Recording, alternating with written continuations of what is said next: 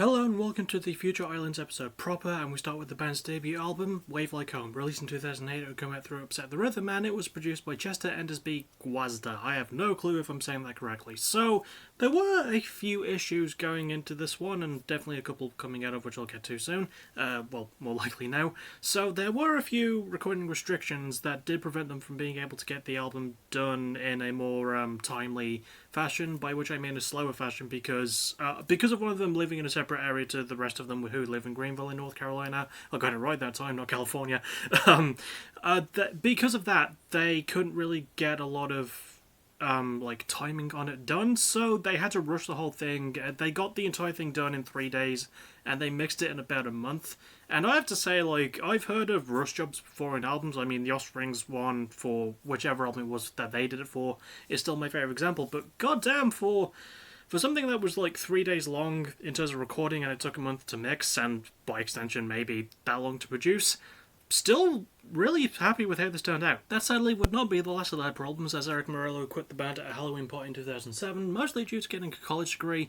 There's also the fact that their lead singer was dealing with a few drug issues going in. He had to take time off to recover from it, but that was before they released the EP that preceded this album. Speaking of this album, I should actually talk about it. I should actually talk about that sound. It's a really charming sort of indie synth pop blend, which I found myself quite enjoying, and yeah, just really nicely handled for the most part. I really like a lot of the lyrical themes about how the lead singer, Sam Herring, there we go, found it there, talks about his he sort of talks about his drug issues, but mostly talks about personal things like love and stuff, and there's a very sort of dark paint which adds a lot to the very sort of bright sounding sound, but it's still really nicely done as it goes.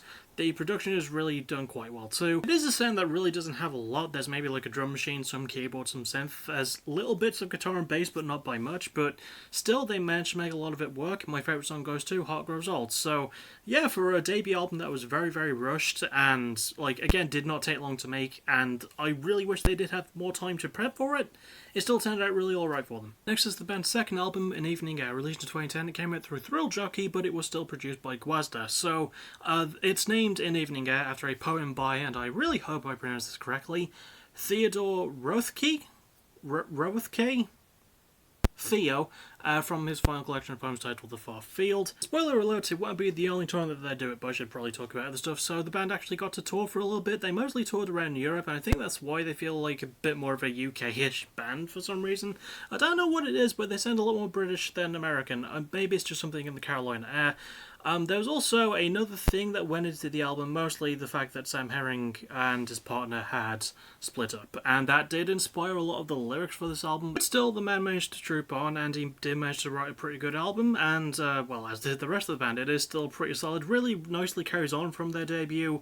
A lot of really nice fun elements added in as well. I like how more poetic the lyrics feel, which is sort of accurate considering that the album is named after a poem, and it's just a sound that really works well for them. You know, it's always been a good vibe that they've had, and I like that there's still that really nice focus on the sort of indie pop melody style, and again, the production is really stellar, and it's built up quite nicely into the structuring as well. My favourite song goes to Swept Inside, and honestly, even through more darkness that they had going in, you wouldn't really know it from the sound, and it's honestly a really inspiring piece of writing, you know, just really nicely done. Next would be the band's third album, On the Water, released in 2011. It would again come out through Thrill Jockey, and it was again produced by Chester Guazda. So yeah, this run really didn't take as long as their previous album did, mostly because they were allowed to just sort of have a bit more of their own time. A friend of theirs actually let them borrow their house, and yeah, the band were allowed to record and write as freely as they wanted.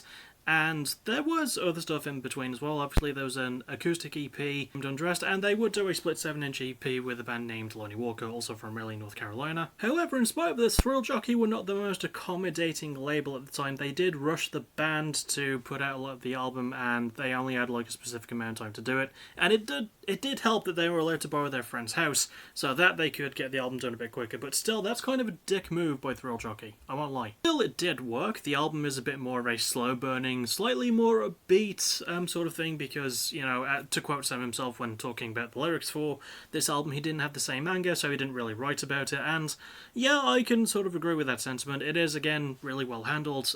There's not as much heavy keyboard and bass work. It's more of a free breathing album. It's not ambient though, and it does actually have sounds in it, but still really nicely done for what it is, you know. And again, absolutely fantastic and solid. My favourite song goes to Close to None. That is the actual name of the song. And honestly, even with the rushing and with all the other stuff that they went through, it's really well done, and I really like how it came out for them. And obviously it would lean sort of into their success, which we'll talk about for their fourth album. This is the band's fourth album, Singles. Yes, really, released in 2014, it would be their first through 4AD, and it was produced by Chris Cody. So the band did take some time off to write this album, not a whole lot because, you know, it was only 3 years since the last one, but they had been touring like non-stop for almost 5 years, and the time off actually really helped them. They needed that sort of space again to just breathe. This is tradition for the band, a tradition they haven't really brought up a lot by this point. They actually picked another unique place to record as well. In this case, it was a hunting cabin that they rented in rural North Carolina while they were rehearsing for the 10-year anniversary of their former band Outlawed of the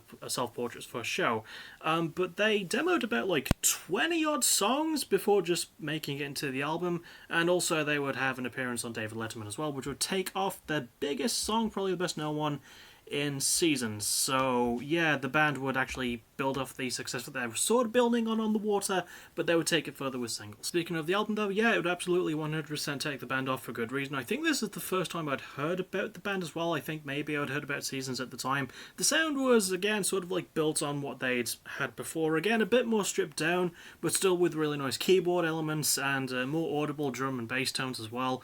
The lyrics have a really good feel to them. I couldn't really find a lot in terms of theme, but still really well done. The production, again, handled nicely, and you can definitely tell that they're more at home with 4AD. They feel a lot more comfortable with them.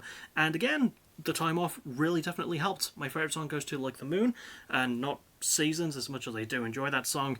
But yeah, the band definitely, it paid off to just sort of like take time off and just focus on themselves, and it really helped for the album. This is the band's fifth album, The Far Field, released in 2017. It has the same label, but it was produced by John Congleton, which is a great surname. So again, there was a very unique thing that went on with the recording and writing process for this one, mostly that they rented a beach house on the Outer Banks of North Carolina, and there was no one else there except for the band. They got their own rehearsal space, and they actually did something quite unique. So they would test the songs live in the month of August of that year, in the month of August of 2016, I want to say. Maybe that was when the process started, but they actually played the songs. I think they played the songs under different names, like the songs had different titles, or the band had different titles for their name. Like, for example, there was The Hidden Haven, This Old House, and Chirping Bush, which are inspired by things that the band saw in their dreams, and some old TV shows that I've never seen. Very weird. Like, I am discovering the more I get into this that the band is weird, but still really fun, and it is, again, a unique writing process, and it worked. So, as I slightly alluded to earlier, the album name does link back to In Evening Air, because this is the name, The Far Field is the name of the poems that In Evening Air was on, and I should actually talk about the album now. Yeah, the album is pretty great. I do like, again, that they took a very unique approach to it, and it really shows in the songwriting. You know, there is, again, sort of a more positive tone with this one as well. I think some of the band members were, like, getting married or having children at this point. And, yeah, it does give it a bit more of a positive light. And it's just really nicely handled for the most part. Again, the production is pretty solid. John Congleton does a really good job.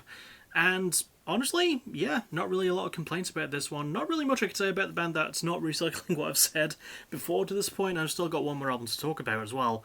But still really nicely done, and really heartwarming as well in places. My favourite song goes to Beauty of the Road, and honestly I really like how the band took a bit more time for themselves and took a bit more control for this one, like they did on singles. So yeah, I really can't wait to talk about their last album, so let's do that. Finally, we reached the band's sixth and most recent album, As Long As You Are, released in 2020. It came out through 4AD, and it was produced by the band themselves, and it was my first album by the band as well, so woo! Anyway, it would also be their first with new drummer Michael Larry, current drummer Michael Larry, by the way, and they premiered new songs in a very interesting way. They played at a place called the Pearl Street nightclub, thank you Wikipedia, and they premiered a lot of new songs, pretty much all of which would make the album, but not under their original titles. There would be a couple that would be retitled to different songs. For example, a song they released at that show was called Days, which would later be retitled to Thrill, and their song Birmingham, which would later be retitled to Waking. So there you go. Again, it's a very unique approach. Speaking of which, the album definitely has a much more unique approach. I don't know if it's because this was my first album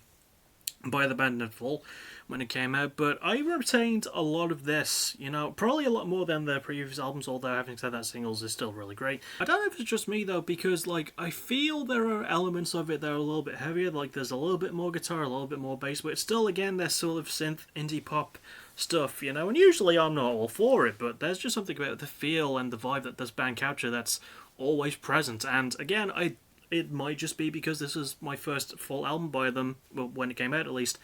But yeah, I super enjoyed pretty much all of this. Not really much I can say again without recycling myself. My favourite song goes to Born in a War because that is an incredible song. And having said that, yeah, this is an absolutely phenomenal album and honestly a great career. I hope that they release something again soon because I would like to give that a good review too. And that's another one done and dusted. Honestly, this is not a journey I expected to take, but I am glad it's one of the last episodes I'm going to be doing. I've only got a couple more now before I can reach the finale. Having said that, though, I really enjoyed a lot of how this turned out, especially considering it's not a style I'm typically super into. I often find, this blend of it to be kind of boring, personally, but that's just me. I don't know. But again, there was a lot of stuff that I really liked about it, and I do think that As Long As You Are still holds up. I think Singles holds up as well. I think that's an incredible album. It's a really great back catalogue of work, and not really many complaints that I can say about it. Especially for a sound that, again, I don't typically like, but I don't know, it sort of got me into it, and I am looking forward to seeing whatever they drop next. And again, thank you to Raimundo or Adam or however you want to go by for requesting this one. As for what's next from me, next video I can guarantee will probably be Music of the Week episode on Thursday, and then Friday I'm actually going to be redoing the Grim Fandango Let's Play. Not the entire thing, because I haven't played through the entire game, but mostly the first 5 minutes have a bit of fuzz because my microphone was a bit weird, so I want to restart that, maybe get a bit further in the game, so yeah, I'm going to be redoing that one over, because I feel like it would just be the right thing to do. So, spoiler warning for anyone who does watch my streams if that sounds a bit weird, and you did watch the last one, I'm going to be redoing it. But I thought I'd forewarn you now, and that's really all else I can say. Obviously, on Saturday I'll be doing a bit more Grim Fandangoing, and yeah, that's all I can really think of to say right now. Next Backtracking episode will be Sturgill Simpson as requested by my friend Kasky, so that's an important one to remember. And that's all the announcements I have. As always, thank you for watching. You're awesome. Bye bye.